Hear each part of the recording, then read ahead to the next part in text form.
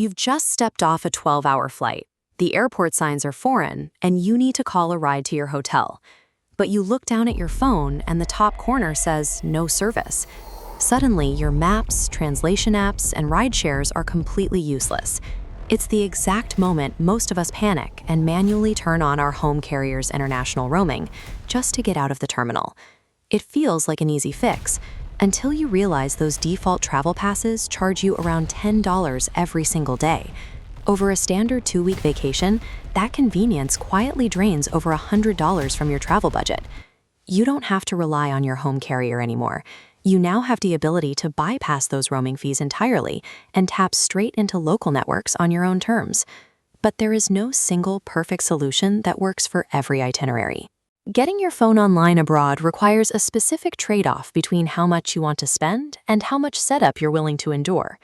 Let's map your options by setup hassle and cost. Roaming is high cost, low hassle, effortless but expensive. A local SIM is cheap but requires high logistical hassle. Right in the middle is the travel eSIM, balancing affordable data with a painless setup. Success depends on matching your specific trip profile to the correct point on this chart, rather than simply picking the newest technology available.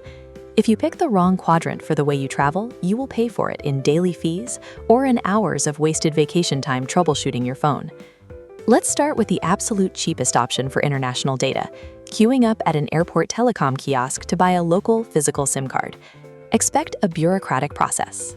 You'll hand over your passport, let them copy your visa, and wait for the vendor to register your details, a verification that often takes up to 2 hours before the line actually activates. You also have to physically remove your home SIM card from your phone. That severs your access to your home phone number. You won't receive regular text messages, and you won't get the 2-factor authentication codes required to log into your banking apps. But if you're traveling for a month or longer, or heading into certain developing regions, this hassle is mandatory. Take India. A local physical SIM card costs about $12 for an entire month of heavy data use. A digital travel eSIM for that duration costs 3 to 5 times that amount, often with patchier coverage outside the major cities. Going the physical route also gets you an actual local phone number. In many countries, you need a local digit to order food delivery, book regional trains, or sign up for the local version of Uber. It's an annoying bureaucratic process, but for long-term trips, deep exploration, or remote mountain regions, taking the time to buy a physical card is the smartest move you can make. To skip the physical swap entirely, your modern alternative is the travel eSIM. Instead of inserting a chip, you are downloading a digital network profile directly onto your device. This setup allows your phone to run 2 networks simultaneously.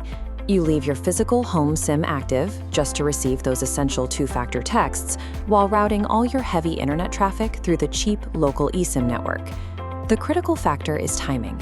You need to purchase and download the profile over a stable home Wi-Fi connection about 24 hours before your flight takes off. 2 major providers dominate the eSIM space, Holafly and Airalo, and they represent entirely different pricing philosophies. Holafly charges a flat daily rate and promises unlimited data. You pay for the exact duration of your trip, turn it on, and remove the psychological stress of constantly checking your gigabyte usage. Airalo operates on a lower upfront cost, selling you a strict fixed data limit, like 3 or 5 gigabytes. It's highly flexible, but it requires you to actively monitor your usage so you don't run dry. eSIMs provide the convenience of keeping your home number while paying near local rates, provided you pick the data philosophy that matches your behavior. Before you buy, you have to read the fine print. Holafly's unlimited promise comes with a strict condition, the fair usage policy. If you hit around 2 to 5 gigabytes in a single day, which is easy to do if you're streaming video, the local carrier will severely throttle your network speeds. And if you try to share your connection to a laptop, your tethering is hard capped at a meager 500 megabytes. Airalo allows for unrestricted laptop hotspots. You can tether all day at full speed, but the trade-off is the direct risk of burning through your allowance and losing connection mid-trip. Beyond data limits, the single biggest point of technical failure for any eSIM is the APN, or access point name. If your phone fails to update the APN automatically, you'll see full signal bars, but your mobile data will flat out refuse to load. You'll be forced to hunt down public Wi-Fi just to find the manual settings to fix the error. Ignoring your provider's fine print or skipping the manual APN setup instructions can leave you stranded without data, regardless of how much you paid for the plan. To make a final decision, we evaluate trip duration, laptop usage, and border crossings. For short, hassle-free vacations, choose Holafly. Digital nomads needing unrestricted hotspots should pick Airalo. Long-term backpackers need a local physical SIM, while multi-country hoppers should buy a regional travel eSIM. Diagnosing your specific travel style before leaving home is the only way to guarantee a frictionless digital experience abroad. There's one universal rule of international mobile data that applies no matter what plan you buy.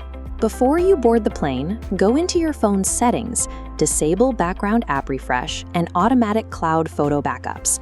Taking control of your phone's background behavior stops it from silently uploading video files the second it connects to a foreign network. It's the final, vital step.